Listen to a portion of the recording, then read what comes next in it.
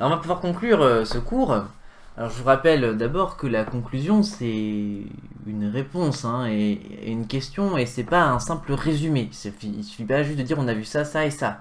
Hein, le but de la conclusion c'est de dire bon ça c'était la question et ma réponse c'est ça parce que on a vu que ça marchait pas trop mais qu'il y avait un élément de réponse, puis on a critiqué ça, etc. Donc l'idée c'est de montrer, c'est de refaire un peu le parcours en expliquant pourquoi votre développement répondait bien à la question. Vous voyez, c'est vraiment l'occasion de ramener au sujet les éléments de développement que vous avez pu avancer.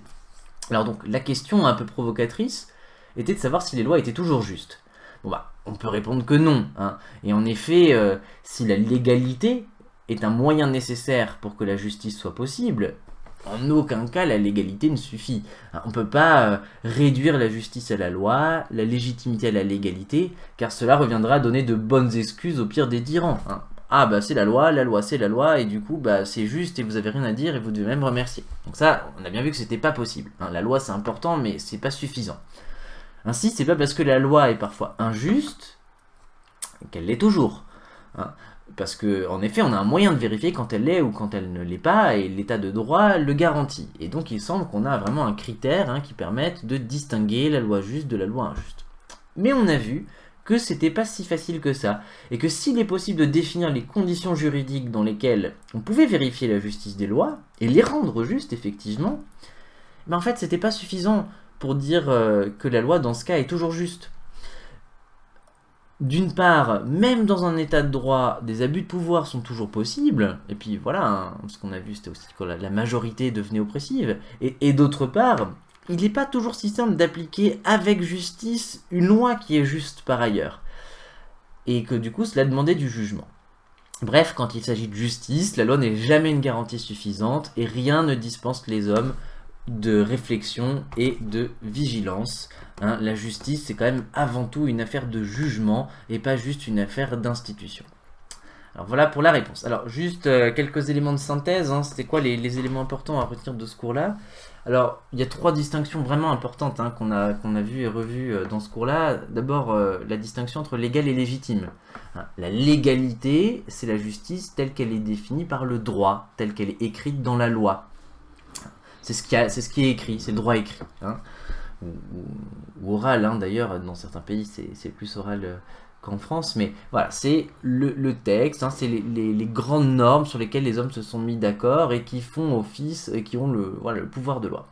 La légitimité, à l'inverse, c'est une loi est légitime quand on est capable de la justifier dans l'absolu, hein, ou du point de vue de la raison. La légitimité, c'est la justice telle qu'elle devrait être, ou telle qu'elle est du point de vue de la raison. C'est ce qui donne à la loi sa justification. Hein, vous voyez, c'est ça la légitimité, c'est la justification de la justice, et c'est la bonne justification de ce qui est juste. Voilà, hein, donc ici on a le point de vue, voilà, le point de vue du texte, hein, et ici on a le point de vue de l'idée. Hein. Alors deuxième grande distinction qu'on a vue, c'est obligation et contrainte. Alors ça se ressemble parce que dans les deux cas on est soumis, ça fait pas toujours plaisir, mais la grosse différence c'est que dans la contrainte, eh ben, on ne reconnaît pas la raison de cette soumission, on n'est pas d'accord avec cette soumission, et il est impossible de se mettre d'accord avec cette soumission. Typiquement c'était l'exemple du racket. On donne son pognon et on n'est pas content. L'obligation à l'inverse, c'est on se soumet mais au fond, on a donné notre accord, hein. On s'est engagé, si vous voulez. Et certes, ça fait pas plaisir sur le moment, mais au fond, on sait pourquoi on est obligé d'accepter ça. Par exemple, c'est le contrat. Hein. Dans le contrat, vous donnez de l'argent à un opérateur téléphonique, voilà, ça vous fait pas plaisir à ce moment-là, vous êtes soumis et vous êtes d'ailleurs puni si vous le faites pas. Et donc ça peut nous apparaître comme une contrainte, mais en fait c'est pas une contrainte parce que au fond on est d'accord, on voit bien que c'est pas injuste et que c'est normal que si on dispose d'un service, on est bien obligé de rendre, de financer ce service pour qu'il soit possible. Et du coup, bah, au fond, même si ça fait pas plaisir, on reconnaît la nécessité de se soumettre à l'obligation. Enfin, troisième distinction importante, c'est la distinction en fait en droit. Bon, en fait, bah, c'est ce qui se passe dans la réalité. En droit, c'est ce qui devrait se passer. Et alors, par exemple, en droit, les hommes et les femmes voilà, sont égaux devant la loi, mais dans les faits, cette égalité, elle n'est pas toujours respectée. Hein. Et du coup, on voit ici qu'il y a un écart entre ce qui se passe réellement et ce qui devrait se passer du point de vue de l'idée de justice. Voilà, ça c'était les trois gros,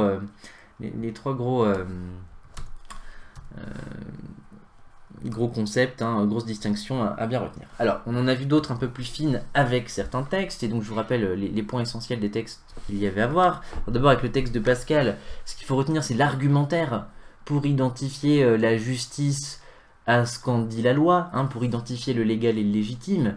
Et je vous rappelle en deux mots, hein, pour Pascal, c'est que, au fond, on n'est jamais d'accord sur ce qui est juste et ce qui est injuste, et la seule chose qui met tout le monde d'accord, c'est la force. Et du coup, quelle que soit la loi, même si c'est la loi du plus fort et que le plus fort est pas sympa, il n'y a que ça comme norme de justice. C'est la moins mauvaise manière de mettre tout le monde d'accord et d'assurer une forme de sécurité. Deuxième partie qu'on avait vue, c'était donc le texte de Rousseau. Là, les deux choses vraiment importantes à retenir, c'est d'abord la critique du tyran et de montrer que le plus fort qui commande, le tyran qui commande, il n'est pas aussi heureux, il n'est pas aussi libre, et il n'est pas aussi puissant qu'il le croit, parce qu'il dépend de plein de choses. Et que en fait, quand c'est le plus fort qui commande, quand on est dans un état vraiment injuste, au fond, ni les opprimés, ni les oppresseurs ne sont vraiment heureux et n'en profitent vraiment. Hein, donc là, c'est ça qui est vraiment original, hein, dans cette idée-là, c'est que la démocratie, finalement, elle profite à tout le monde. Elle profite même à ceux qui avaient plus de pouvoir quand ils étaient en tyrannie. Et du coup, on en avait déduit qu'est-ce que c'était qu'un État juste, et Rousseau disait c'est un État qui préserve avant tout la liberté de chacun, et ça, c'est la structure juridique qui permet ça, c'est l'État de droit. Troisième texte important qu'on a vu, c'est le texte de Hannah Arendt qui s'intéressait plus à la démocratie. Est-ce que en démocratie, est-ce que dans un état de droit, on est à l'abri des injustices, hein, une fois que le droit est correctement garanti, est-ce que ça suffit? Arendt a dit pas toujours. Il y a des abus de pouvoir du côté des puissants, mais il y a aussi des abus de pouvoir du côté du peuple, hein, qui abuse de sa majorité pour imposer ce qui est dans son intérêt. Et du coup, elle en déduisait que il fallait distinguer, qu'il y avait un moyen de dernier recours vis-à-vis de ça, c'était la désobéissance. Et pour justifier ça, elle le distinguait de la délinquance. Hein. Il y a plusieurs façons de transgresser la loi. Une façon qui est faite en vue de son intérêt particulier, c'est le délinquant. Et une façon qui est faite en vue de l'amélioration du droit, c'est le désobéissant.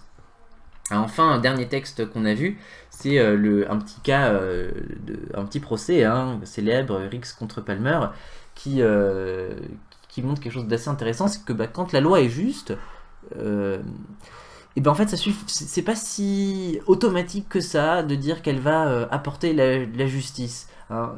Parce qu'au fond, c'est pas toujours simple de savoir comment l'appliquer dans des cas particuliers un petit peu complexes. C'est pas parce que la loi est juste qu'on est sûr que la justice se fera quand elle s'appliquera. Et on est toujours obligé d'interpréter la loi qui est générale à des cas particuliers qui sont complexes et qui intègrent un contexte, etc. Et alors du coup, on avait défini deux grandes façons d'interpréter la loi, de l'appliquer au cas particulier, c'était l'application à la lettre et l'application selon l'esprit du législateur. Et là, il me semble que ce que vous devez retenir, c'est les justifications de chacun de ces cas. Donc ça, j'y reviendrai pas, il suffit de regarder la 4e vidéo. Voilà, je vous remercie beaucoup, j'espère que ça vous aura été intéressant pour vous et je vous dis à bientôt.